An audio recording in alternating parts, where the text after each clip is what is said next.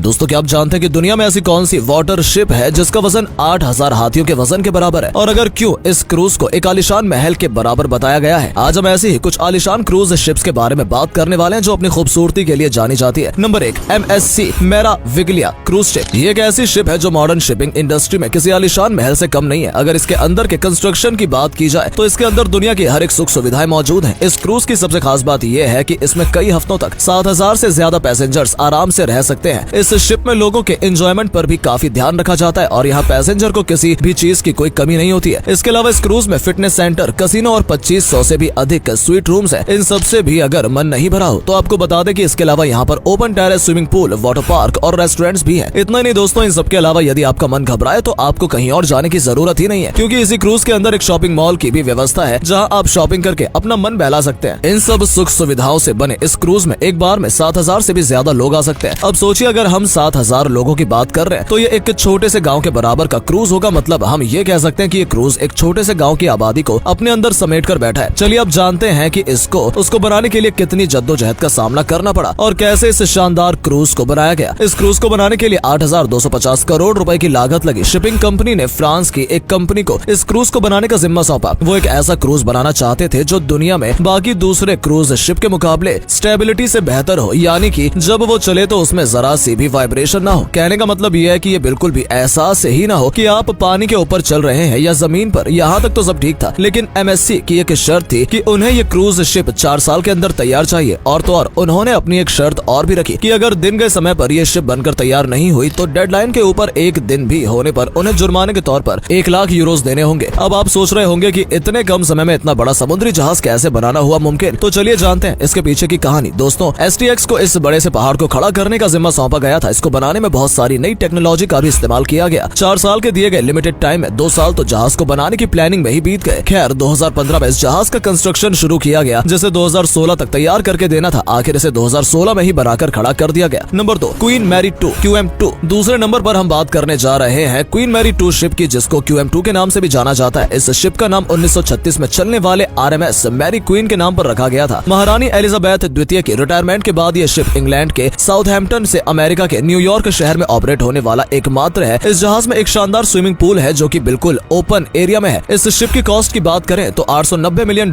की कीमत है। ये शिप रॉयल होने के साथ साथ एलिजेंट भी है। Number 3, Disney dreams. दोस्तों, अब हम जिस समुद्री जहाज की बात करने जा रहे हैं, जहाज अपने आप में ही खूबसूरती की एक मिसाल है, क्योंकि ये एक सिस्टर शिप है, जिसमें से एक है डिज्नी ड्रीम्स और दूसरी है आपकी डिज्नी फैंटेसी। इस शिप की कॉस्ट है $9 मिलियन, जो सिस्टर शिप डिज्नी फैंटेसी से $40 बिलियन से कम में तैयार हुआ है। वहीं अगर डिज्नी ड्रीम्स की हाइट की बात की जाए तो इसकी हाइट लगभग 217 फीट है। शिप में एक बार में लगभग 2500 पैसेंजर ट्रेवल कर सकते हैं। इसको वॉल्ट डिज्नी ने 2011 में लॉन्च किया था। Number 4, Disney fantasy. दोस्तों, अब अगर आपने डिज्नी ड्रीम्स की बात की है तो चलिए अब डिज्नी फैंटेसी की भी बात कर लेते हैं, क्योंकि ये भी किसी आलिशान और खूबसूरत जहाज से कम नहीं है। पर उससे पहले अगर आपने हमारा चैनल सब्सक्राइब नहीं किया तो फटाफट से सब्सक्राइब कर दें, जिससे हम समय समय पर आपको इंटरेस्टिंग जानकारी देते रहें। दोस्तों, तो हम बात कर रहे थे डिज्नी फैंटेसी की। इसको ऑपरेट करने वाले भी वॉल्ट डिज्नी ही है, जो डिज्नी ड्रीम्स को ऑपरेट करते हैं। वहीं अगर हम डिज्नी फैंटेसी की कॉस्ट की बात करें तो इसकी कॉस्ट सिस्टर डिज्नी ड्रीम से $40 मिलियन ज्यादा है। डिज्नी फैंटेसी भी लगभग अपने डिज्नी ड्रीम सिस्टर जैसी ही है। ड्रीम फैंटेसी को साल 2012 में लॉन्च किया गया था। इस क्रूज पर भी एक समय में लगभग 4000 पैसेंजर आ सकते हैं। Number 5, Anthem of the Seas. इस शिप की कीमत के बारे में बात करें तो ये शिप बहुत महंगा है। इस शिप की कीमत है $940 मिलियन।